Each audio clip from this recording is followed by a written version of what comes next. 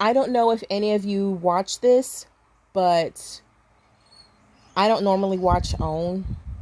Sometimes I might come across it, but there's this series they've been having on for the past couple of weeks, that's called Black Women Own. And it's on different topics. Like they've done topics on, I want to say, parenting. And what it is it's just like a town hall meeting, like a city hall meeting, where it's just a bunch of random black women, and they, sit around and discuss whatever particular topic that night's episode is on. I think it runs like an hour, which I think you could run that. Well, you could run that for like 8 hours and it still wouldn't cover whatever particular topic it is, especially when it pertains to black women, because even within ourselves, our opinions on certain topics that are very serious to us, they aren't really discussed often. So when we do actually have the platform, I feel like it should be more than an hour, but I understand TV. But this past Saturday's episode, it comes on Saturday nights. I don't know what time. But this past Saturday, what they were talking about was love. So they talked about, different women talked about like feeling maybe unappreciated by black men, or just the difficulties of maybe interracial dating and things like that, and maybe how they grew up where parents were just like, you don't bring this type of person into my house or anything like that. And of course, and I hate that they brought this particular subtopic up in like the last 15 to 20 minutes, but it was about black women and love in the LGBT community. And I don't think we talk about that enough. And if we do, it's in a negative light, the stereotypical negative light. But as we've seen this past year or two, a lot of black trans women being murdered, simply just existing. So I hate that the last 20 minutes they focused on pretty much black women or black trans women and love. There was definitely more time that needed to be devoted to that. And perhaps maybe in a different episode, they'll make the topic just LGBTQ, period. Maybe not just about love, but just, that community, period. But after they brought that up, because usually what they'll do is they'll give the mic to different women in the audience to, talk about their experiences or ask questions or things like this. And there was one woman that stood up, and I was shocked because of I don't know how old she was. They don't stand up and say what their age is, but to me, she looked like she was mid to late 50s. I could be wrong, but if like I'm late 30s, and if you're like me, if you approach another, unfortunately, I hate to make a stereotype or pinpoint a certain community, but if you approach like anyone, especially black women who are maybe late 40s and above, when it comes to discussing LGBTQ or maybe even interracial dating, something outside of the norm, something outside of kind of the strict ideals that baby boomers have as far as dating goes, it's not very open-minded. But she didn't particularly have this comment towards the LGBT comment in love, but she had the mic and she asked everybody in the room, how many of you come from broken homes? Pretty much, I think they said they usually have a room full of 100 women. Almost everybody in the room raised their hand. And she said, okay, so if we all come from broken homes, why is it that we still hold on to the beliefs and ideologies of the people who raised us, who were broken themselves? And that stuck with me because that's a very serious question. And what also made it weird for me was I was watching it with my mom and she was just like, yep. And I was thinking like, huh? Because um like I don't really, when I grew up, I spent most of my time with my mother's side of my family. On that side of my family, I've got uh two aunts and an uncle and two cousins, and I'm in the middle. And as I've gotten older, I've distanced myself from them a lot because of the ideologies that they had when it came to something outside of, well, if it isn't in the Bible, or if the Bible speaks against it, then it's wrong. They're not really like zealots like you see some certain people like, well, a man and a man shouldn't, like not that bullshit. But they will say snide and negative remarks about stuff like that. And it's just like, okay, you see a woman and a woman together. What the hell does that have to do with you? Nothing? Okay, so I'm not sure what you're talking about. So when I was watching that, I was like, that's very true. Why do we see people when we grow up and we know, like for instance, I'm talking about my mother's side of my family. She comes from a family where you had a parent who was an abusive alcoholic. Abusive alcoholic. Um Affairs, just, and I don't mean like abuse where maybe, you get slapped around a couple times. I mean like knockdown drag out fights between a parent and one of the kids, and there's just, my mom's the one cleaning the blood off the floor. So it's just like you have these people who are raising you and you're seeing this example. Why would you follow any kind of ideology that this person has on anything? They're screwed up, and I love the term, no matter what race you are, about being strong women. But for some reason, in our family, it's thrown around a lot. And I'm not discrediting maybe my grandmother or anybody that they didn't go through a lot and survived it. And I might get flack for this, but I don't think it's strong when you're in an abusive relationship and you stay around because maybe the kids, or because of the era, maybe women weren't working a lot. So it's like, if you did try to leave, how the hell are you going to survive? And things like that. But to me, I don't think that's strong per se. But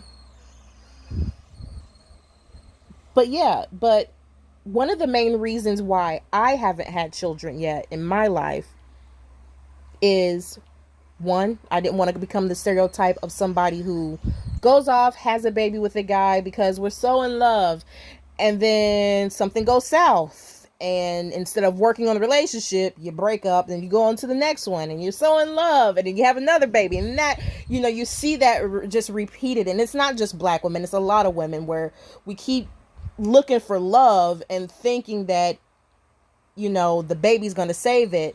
I didn't want that. I didn't want a trail of babies and a trail of men follow me throughout my whole life. I didn't want that. So that's number one, why I haven't had kids yet. Two, one of the main reasons I haven't had kids, I didn't want to pass on a negative cycle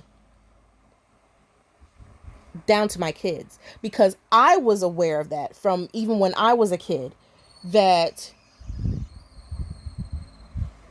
some of the things that are being said, some of the ways, I've seen people in my family be treated, I didn't think it was right. But the thing is, when you grow up sometimes and you don't see it, it just becomes normal to you. And that was something that was never normal for me, even though it was something that was normal. But I knew in my head, it's just like, I can't just go around just talking a shit about people all the time, or making people feel bad about themselves, or, you know, calling out a certain community. But it's like, but no, that family member is okay, even if they're gay, because they're my blood. No, if you hate a whole community, that loved one is included in that community. I'm sorry. So you're actually calling them out as well. I just knew I didn't want to continue that. So that's why that what she said stuck with me, because it's like, I could be wrong. It could be just my experience. But I feel within the Black community, a lot of us are broken, and we have been broken because we've been fighting ever since we got here. So there's a lot of bad habits, bad ideas, bad beliefs, negative, that we've held on to, and we've passed it down and passed it down and passed it down. I'm happy to see from, I'll call myself a millennial, from my generation down, we're trying to break that up a bit. We're trying to bring our kids up a little more positive. We're not trying to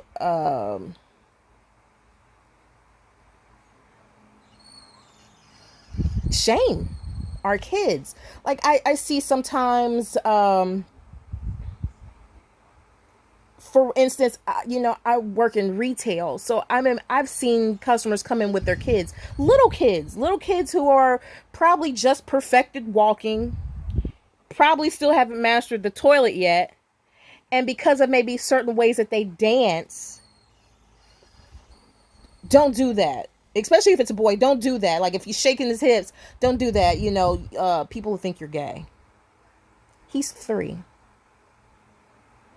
People will just think he's a kid dancing. And we pass on this fear and this hatred of gayness to our kids who aren't even old enough to even fucking understand it yet.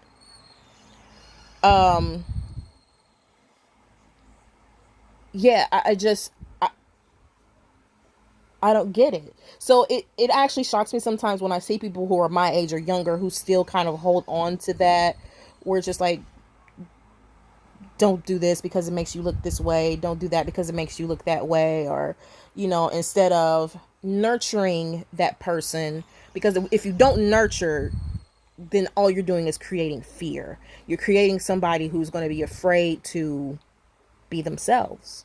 So let's say that 3-year-old boy, let's say once he's 15, he realized, yeah, I do actually like other boys. Now he can't tell you, because from a little boy, you've been telling him, don't do this, don't do that, because people will think you're this thing that is bad.